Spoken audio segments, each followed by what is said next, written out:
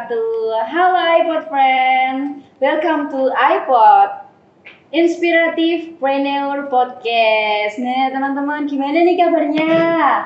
Semoga teman-teman dalam keadaan sehat dan berbahagia. Oh iya teman-teman, jadi kita tuh udah boleh lepas masker loh. Tapi buat teman-teman yang masih bergejala atau sedang sakit, tetap dianjurkan memakai masker.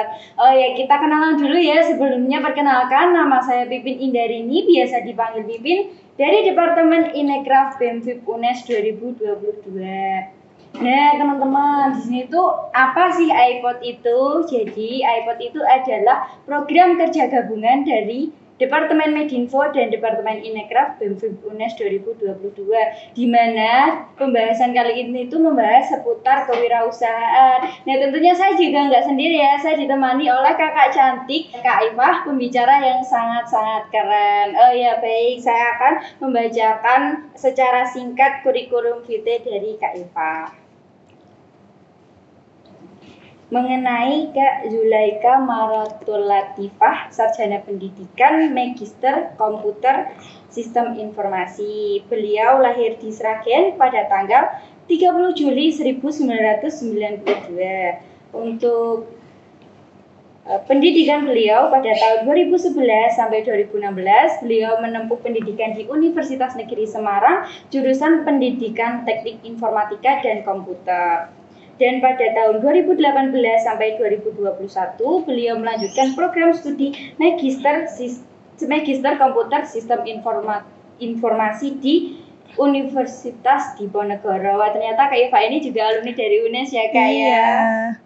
Nah, untuk pengalaman organisasi dari Kak Eva ini, beliau pernah menjadi Menteri Kementerian Seni Budaya BEM/KM UNES pada tahun 2015 dan juga anggota HIPMI atau Himpunan Pengusaha Muda Indonesia PT UNES 2017. Nah, untuk sekarang ini Kak Ifah sebagai owner atau founder It's Milk Indonesia, kedai lele kuah pedas, Nyate Taichan dan juga Bakaran Bang Hamid. Nah, untuk tempat It's Milk, lele kuah pedas dan juga Nyate Taichan itu berada di KWU Simpang 7 UNES ya teman-teman. Mungkin teman-teman yang mahasiswa UNES atau di sekarang UNES, di sekitar UNES itu nggak asing sama It's Milk ya Kak Eva ya, karena udah sering banget wira-wiri kan lewat di KWU. Lanjut nih Kak Eva. Nah mungkin Kak Eva sendiri bisa memperkenalkan diri lebih jelas dan lebih intens lagi. Ya, selamat siang teman-teman iPod semuanya. Perkenalkan, nama saya Ifah. Dari mana ya? Dari UNES. UNES Undip kan? Iya. Kebetulan saat ini sedang sibuk di usaha lele kuah sama It's Milk. Itu sih. Oh, nggak diragukan lagi ya Kak ya, secara dari pendidikan dan juga jam terbang pengalaman Kak Iva, dari pengalaman berorganisasi pendidikan Kak Iva sampai di magister ya Kak ya, itu nggak diragukan lagi, maka Kak Iva itu bisa sukses di dunia perbisnisan. Alhamdulillah. Alhamdulillah, Masya Allah. Masya Allah. Gimana nih Kak Iva sekarang kabarnya? Alhamdulillah baik. Kesibukannya sekarang? Itu Kak, ngurus usaha yang akhir-akhir ini. Iya, sama ya sedikit-sedikit ngajar gitu. Nah Kak Iva ini kan selaku owner dari lele kuah pedas ya Kak ya. Itu Iya. tuh kalau boleh tahu itu berdiri sejak kapan ya Kak? Dua-duanya. Kalau lele kuah sih baru-baru ini Mbak, sekitar berapa ya, 3 tahunan inilah. Ya, yang pertama itu outletnya ada di Cempaka Sari dulu, yang sekarang depannya WSS, sampingnya cucian motor. Oh iya. Nah dulu di situ, terus kemudian pindah ke KWU, gedung KWU ini. Jadi gitu. awal mula itu tempatnya di Cempaka yang dekat warung mustik itu. Iya, yang itu kecil lah pokoknya dulu tuh. Berarti itu dimulai dari stand biasa atau pakai? Udah bentuk rumah, cuman nggak ruko. Sampingnya cucian motor, depannya toko apa ya, toko kelontong. Oh berarti itu awal merintis itu di situ. Di stand seperti itu. Iya, di situ. Kalau untuk It's Milk-nya Kak Eva? Kebetulan dulu It's Milk yang pertama juga tempatnya di situ. Jadi memang dua-duanya Iya, di situ. Nggak tahu ya kenapa sama di situ.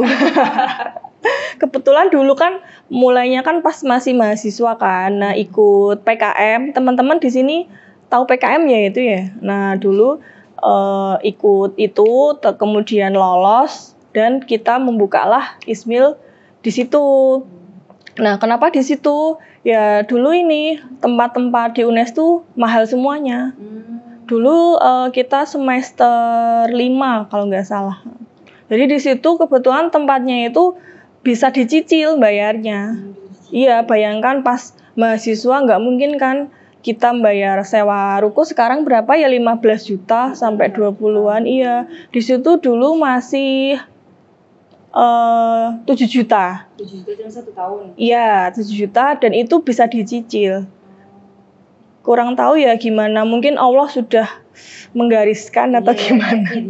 Iya. Terus ya kita mulainya itu barang-barangnya nggak beli semua. Jadi misalkan kalau susu kan di blend ya. Nah itu kita bawa blendernya tuh dari rumah, punyanya ibu gitu. Kemudian lampu-lampu gitu juga bawa dari rumah, pisau, terus telenan, gelas, piring kayak gitu bawa dari rumah, Mbak. Itu Kak Eva dengan rekan-rekan? Dulu saya sama rekan saya, namanya Mas Faisal. Jadi pacar saya, terus sekarang alhamdulillah jadi suami saya. Iya, dulu jadi awalnya emang benar-benar kita merintis dari nol gitu, nggak serta-merta dikasih orang tua atau apa, itu enggak, dari nol banget. Dan memang bukan privilege. Iya, bukan privilege. Iya. Jadi memang saat itu tuh Kak Eva emang benar-benar bulat untuk mengembangkan usaha. Iya. Dulu kan saya ketemu sama suami saya kan di organisasi juga di FT itu di Departemen Kewirausahaan. Nah, terus mungkin cinlok atau gimana ya. Garisnya. Iya, terus malah usaha bareng gitu. Jadi memang satu tujuan dan satu jalan. Iya. Oke, lanjut nih Kak. Mungkin Kak Eva bisa cerita nih awal ketertarikan Kak Eva dalam memulai bisnis lele kuah pedas sama ISMIL tersebut.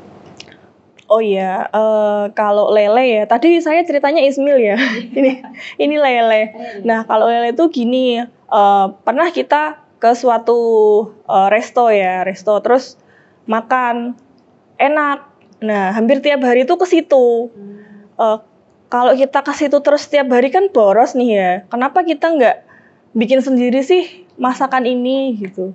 Nah, akhirnya saya ini uji coba, riset, kemudian membuat formula. Terus ya nyoba-nyoba, ternyata enak. Nah, setelah enak, ya kenapa kita nggak jual? Maksudnya udah kita makan gratis, terus dapat uang, dapat cuan gitu. Memang sangat-sangat dioptimalkan. Iya, jadinya kita ada ininya tujuannya gitu. Memang berpotensi. Berpotensi. Jadi nggak kembar banget sama itu, tapi ya ada teh sendiri, pasti nanti beda-beda. Ada ciri khasnya gitu. Jadi kita tambahilah biar inovasi lah, bagus. Lebih berciri lagi, lebih ada khasnya lagi. Iya. Jadi awal mula itu Kak Eva dengan mantan pacar, suami itu dulu mengunjungi sebuah resto ya. Itu pada tahun berapa kalau boleh tahu? Berapa ya, udah pas kuliah, cuman baru-baru senggang sekarang ini, terus baru kita realisasikan. Oh alah, berarti memang udah tahunya itu dari lama, cuman kayak dikembangkannya lagi baru-baru aja. Iya, gitu. Cuman ya ini sih beda sih Mbak, maksudnya sama yang kesukaan kita. Karena mungkin yang punya kita ini lebih berkarakter gitu. Terus kenapa namanya lele kuah? Karena kita di situ seneng lelenya, bukan seneng yang lain. Kan ada ikan yang lain juga. Nah, karena yang paling enak digabungkan dengan kuah kuning itu ya lelenya itu. Makanya kita kasih nama lele kuah. Berarti emang filosofinya dari situ. Iya. Tapi ini unik loh Kak Eva, mungkin yang lain kan bisa kayak mangut lele gitu, ini juga lele kuah pedas gitu, lebih beragam dan lebih kayak bikin lebih tertarik lah. Gitu. Nah Kak, mau tanya nih, kan dalam Kak Iva menjalani bisnis sampai saat ini, mulai Kak Iva dari nol merintis itu mungkin ada beberapa kendala kan, mungkin Kak Iva udah mengalaminya gitu ya Kak. Itu kendala-kendala apa aja dan terus cara Kak Iva mengatasinya gitu juga seperti apa? Yang apa nih? Yang lele kuah pedas dulu. Oh iya, kalau yang lele kuah begini, kita kan makanan kuah ya, jadi masih jarang. Biasanya kan orang tuh jualan geprek, terus kemudian apa ya, chicken. Nah, kita agak susahnya tuh masuk ke pasar kuah, jadi kayak segmented sekali gitu. Nah, susahnya itu gimana cara kita mendapatkan pasar supaya pasar-pasar itu menganggap kuah tuh bagaikan geprek. Oh iya. Gitu, susahnya itu. Soalnya memang anak muda itu sukanya maaf kata-kata orang Jawa tuh suka yang garing-garing. Kering-kering. Apalagi apalagi yang Gen Z sekarang tuh kan sukanya yang crispy-crispy gitu kan. Minyak-minyakan. Kalau yang nyemek-nyemek kuah-kuah kan agak kurang. Nah, susahnya itu kita apa ya? Pengen lah untuk membikin kuah itu kayak bagaikan geprek-geprek itu. Jadi kayak bukan menyesuaikan sama mangsa pasar apa ya itu namanya? Oke. Mendoktrin mereka. Iya, mendoktrin mereka. Ibaratnya tuh kalau makan chicken tuh bisa setiap hari. Nah, kuah kan paling seminggu tuh 3 kali lah ya. Nah, gitu. Agak susahnya itu. Cuman kalau untuk orang tua kayak dosen-dosen itu ya ada. Orang tua karyawan-karyawan sekitar ada. Prefer ke kuah-kuah, kan prefer ke garing-garing, crispy-crispy, goreng-goreng, gitu ya Kak ya. Oke Kak, lanjut nih di lele kuah pedas, masih di lele kuah pedas ya Kak. Itu strategi marketing yang digunakan Kak Iva gimana? Melalui media kah atau langsung ke pasar kah awal mulanya? Tentunya kita ini ya ada Instagram juga, jadi di Instagram kita aktif posting ya promo-promo gitu ada juga, kemudian untuk endorse gitu juga selebgram UNES itu kita endorse juga. Terus kemudian apa ya, biasanya mahasiswa yang kayak BEM ada acara-acara itu ngajuin sponsorship gitu juga ada. Jadi kita ikut berpartisipasi ke situ. Jadi di mana ada peluang di situ ya Kak. Terus kemudian ini catering gitu juga kita melayani. Juga. Iya. Berarti menerima pesanan juga. Iya, menerima pesanan juga. Partai besar kecil juga menerima. Iya. Gitu. Ini Kak, kembali lagi ke kendala lele kuah pedas. Mungkin kan itu sebuah usaha kuliner ya Kak ya. Tidak seperti misal kita handphone atau kita beli buku, baju itu kan barang awet-awet. Nah itu kan mohon maaf mungkin di kuliner tuh misal barangnya sisa gitu kan kadang udah nggak layak makan itu.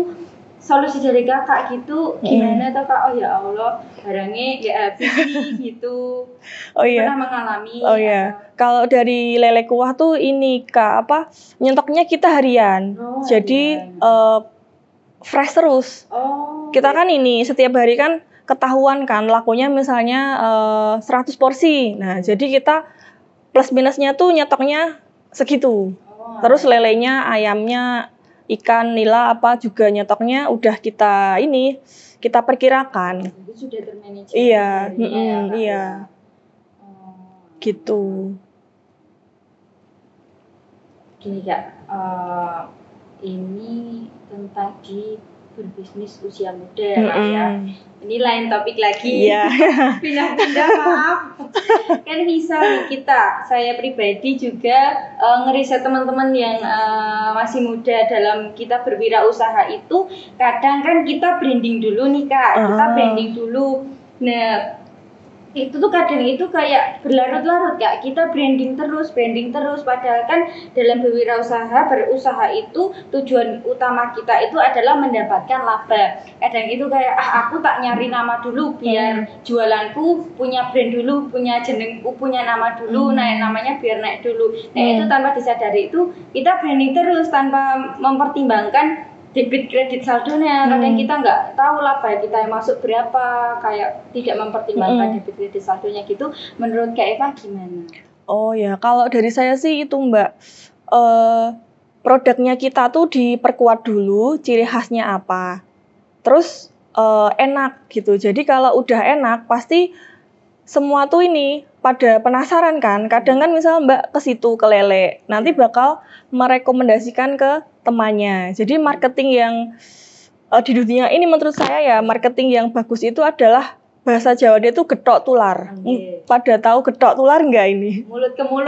Mulut ke mulut. Ya, kalau mulut ke mulut kan testi dari teman kita kan pasti percaya real. Mantap. Lele gue pedas mantap banget. Iya. Kadang juga ada di sosmednya tuh wow banget. Ternyata pas kita ke situ nggak sesuai ekspektasi juga ada. Jadi kita kuatkan produknya dulu, baru marketingnya. Jadi memang manajemen untuk itu lebih penting. Iya. Kita tuh kadang ngongso ya, orang Jawa katanya ngongso, pokoknya brandku punya nama dulu lah, perihal rezeki carry. Sebenarnya itu adalah prinsip yang salah ya Mbak. Oke. Lanjut nih Kak, menurut Kak Eva tentang berbisnis di usia muda lagi, masih tentang berbisnis di usia muda. Mungkin dari Kak Eva bisa memberi tips and trick untuk kita yang bakal calon wirausahaan muda. Iya, jadi kadang anak muda itu kurang berpikir matang dalam mempersiapkan sesuatu. Misalkan kita mau usaha, kita pikirkan dulu usaha yang mau kita rintis itu apa. Dicatat misalnya plus minusnya apa. Terus kita harus punya mentor ibaratnya. Kalau saya ya, kalau evaluasi dari saya tuh dulu kan saya mulai aja tanpa ada mentor yang saya tanya. Jadi saya tuh kayak kurang terarah gitu loh. Jadinya untuk menuju sukses tuh lama. Tapi kalau teman-teman kan udah tahu ilmunya kan, nah harus punya mentor. Selain itu harus produknya juga bagus. Nah kalau udah ada ini, insya Allah kedepannya bakal lebih lancar. Gitu. Berarti juga butuh mentor juga. Iya. Keselektifan kayak buat cara kata orang Jawa tuh orang Jawa terus tiba biasa orang Jawa di sana ya orang Jawa. Kayak dicocok nih lah, dipatut nih. Gitu. Gimana ya, semisal nggak mentor banget ya teman sharing lah, teman sharing yang udah buat pengalaman. Buat bahan evaluasi diri. Iya. Kadang misal menurut kita bagus, enak, pas kita testimoni ke teman kita kurang enak. Kan kita butuh masukan kan. Kurang apa? Kan tidak selalu tentang selera kita ya Mbak. Baik itu rasa, baik itu perasaan. Kalau untuk Mbak, biasanya anak muda itu ketakutan awal dalam berbisnis.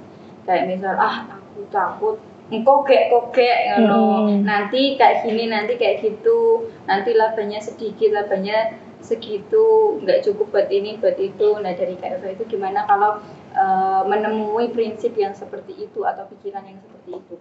Itu ini ya, overthinking ya. Overthinking. Mending jangan overthinking. Ya cukup sewajarnya saja. Terus kalau punya gagasan, ide ya segera realisasikan gitu, dan ada teman sharing itu sih.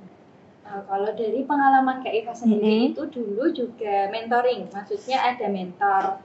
Awal-awal tuh belum ada, jadi ya usaha aja gitu, ya melaku wae gitu, tanpa ada yang diajak sharing. Ya cuman tadi pacar saya tadi itu berdua. Ternyata kan kalau kita kan berdua wawasannya sama ya. Kalau ada wawasan dari orang lain kan malah lebih baik gitu. Jadinya ya jangan overthinking, terus ada teman sharing gitu aja. Kalau kembali lagi nih Kak, ke kendala lagi. Ini aku muter-muter nggak apa-apa ya Kak ya? Kan tadi kita udah bahas lele kuah pedas. Terus kendala kalau di Eats Milk itu sejauh apa Pak? Sejauh ini? Kalau di Ismil saat ini belum ada kendala sih Mbak, malah kalau susu kan kita ada agennya juga, supplier susu langsung. Terus kemudian sama juga sistem stokisnya juga per hari, jadinya bahannya fresh, aman gitu. Kalau Ismil Cafe ya paling hujan sih kendala. Kalau hujan kan agak susah. Ya meskipun ada yang hot, tapi kan tetap kafe kan brandingnya ice kan ya. Oh, itu sih. Warnanya, kulturnya iya. kalau kafe itu lebih ke ice ya, benar-benar. Iya, terus sama pandemi itu agak susah juga, kalang kabut juga. Kan para pengusaha kalau ini pandemi kemarin tuh pasti banyak yang turun. Oh ya Mbak, pengalaman Ya. Kak Iva nih pas usaha Kak Iva di masa pandemi ini gimana Kak? Ya itu Mbak, banyak karyawan yang diliburkan karena kan mahasiswa kayak misalkan di UNES sendiri ya kan mahasiswa kan pada libur ya, jadinya otomatis omsetnya menurun. Yang semula buka sampai malam, dari pagi sampai malam ini cuma sore sampai malam aja. Yang penting inilah selama pandemi itu nggak mikir untung, tapi yang penting gimana caranya tuh bisa bertahan aja. Itu udah. Bisa jalan dulu. Iya, bisa jalan. Pikir kiri. Iya, sementing nggak rugi lah. Sementing ki, yo iso mlaku lah gitu. Ismil itu didirikan sendiri atau franchise Kak? Kalau Ismil sendiri sama suami saya tadi itu Ismil yang pertama tahun 2013. Kemudian kita awal-awal tuh banyak cabang kan. Kalau di Semarang sendiri ada di UNES sama di bawah. Cuman kan karena pandemi jadinya kan ada beberapa outlet yang tutup juga karena kan nggak kuat operasionalnya seperti itu. Berarti sebelumnya itu ada berapa outlet? Kalau Ismil banyak sih Mbak. Sekarang juga yang masih kita pegang sendiri itu yang di UNES ini. Kemudian yang masih dipegang mitra itu di luar, di Lombok ada, di Purwodadi juga ada. Jadi juga kerja sama mitra? Iya, mereka franchise ke kita. Oh, berarti malah mereka yang franchise ke Mbak Iva, ke Kak Iva. Saya gitu. kira itu istri itu Mbak Iva yang franchise. Oh enggak, kita yang bikin. Jadi memang itu brand dari Kak Iva sendiri? Iya, brandnya anak UNES. Iya. Mau nanya juga terakhir. Iya. Dari Kak Iva, adakah resolusi ke depan untuk lele kuah pedas dan juga Ismil? Dari lele kuah pedas dulu Kak. Kalau pengennya sih seperti warung steak. Teman-teman tahu warung steak gak? Warung steak. Ya itu kan dia dari Jogja kan ya. Punya banyak cabang, kemudian cabangnya tuh sukses semua. Gitu. Dan nggak franchise. Dia dikelola sendiri. Iya. Ada berapa cabang ya? Udah ratusan kayaknya. Tapi itu sukses semua dan dikelola sendiri. Pengennya kayak gitu. Jadi kalau tidak franchise gitu manajemennya? Ya dari kita. Jadi kita pengennya impiannya ya kayak WS tadi, terus kemudian kita punya tim, jadi tim yang solid, setiap outlet itu ada manajernya gitu, jadi kayak malah passive income kan. Benar. Iya. Kalau untuk Ismil Mbak? Kalau Ismil ya kayak lele kuah sama sih. Tapi Ismil mah sudah kerja sama mitra ya? Iya udah, cuman ya agak kurang berhasil juga. Ada beberapa evaluasi, salah satunya yang saya ceritakan tadi. Terus ya ada pandemi, selain itu juga dulu kan kita masih mahasiswa, bayangkan ya semester 5 tuh udah punya cabang berapa ya, saya sampai lupa 10-an lebih. Itu masih mahasiswa? Iya, semester 5 itu saya kan sampai semester berapa ya baru lulus karena ngurusin pengembangan itu tadi. Jadinya di kuliahnya juga kurang maksimal. Nah, dulu selain pandemi itu yang membuat outlet nggak kuat beroperasi, itu ini ada beberapa mitra, itu dulu kan kita ada perjanjian. Nah, di perjanjian itu belum ada tuh yang aturan kalau bangkrut tuh kayak gimana. Nah, gitu jadinya mitranya kan gimana ya, taunya kan pengennya uangnya untung dan kembali. Nah, sementara uangnya mitra kan udah kita jadikan ini kan kafe, udah berbentuk kursi, udah berbentuk meja, barang-barang kayak gitu. Nah, kita kan dia pengennya uangnya kembali lah ibaratnya. Nah, padahal uangnya udah jadi aset. Nah, itu jadinya ya pecah kongsi. Kayak kurang perjanjian dari awal. Iya, kelemahannya kita kan masih kecil ya, belum ada mentor yang mentor yang benar-benar mentor kan. Dari tadi saya ceritain juga harus ada mentornya. Nah, lemahnya ya belum ada di perjanjian itu yang mengatur tentang kalau bangkrut tuh kayak gimana. Sementara si mitra kan pengen uangnya kembali. Jadinya kita nggak ada kesepakatan. Kemudian ya udah, berarti ismilnya misalkan di kota A tutup. Jadi ada dua kendala itu, yang pandemi sama yang tadi itu. Yang perjanjian dari awal. Perjanjian dari awal itu. Itu tuh solusinya gimana kan nggak ada perjanjian dari awal. Terus mereka kan kerjasama mitra dari kakak itu minta uang modal kembali. Itu dari Kak Eva gimana? Dikembalikan atau asetnya diberikan? Kita ada dua opsi. Sebenarnya asetnya kan masih utuh ya, maksudnya nggak berkurang. Ya kita kasih aset kalau mau, kalau enggak ya kita usaha menjualnya. Kemudian uangnya kita kasihkan ke mitra itu tadi. Kita kan banyak mitra ya. Lah, mitra itu tuh karakternya masing-masing. Ada yang ya wes lah, wong aku nggak ngelola, kamu yang ngelola. Terus ada juga yang kayak tadi, pokoknya uangnya kembali gitu. Padahal kan ya kita ya belum mengambil untung, ibaratnya gitu. Orang kita kan juga yang ngelola juga rugi. Ya itu dukanya. Memang kurang komunikasi ya, itu ya di awal itu. Iya. Tapi itu malah bisa jadi bahan evaluasi sampai sekarang. Iya. Terus sekarang itu sistemnya kalau udah mau berhenti franchise, uang nggak dikembalikan, Mbak?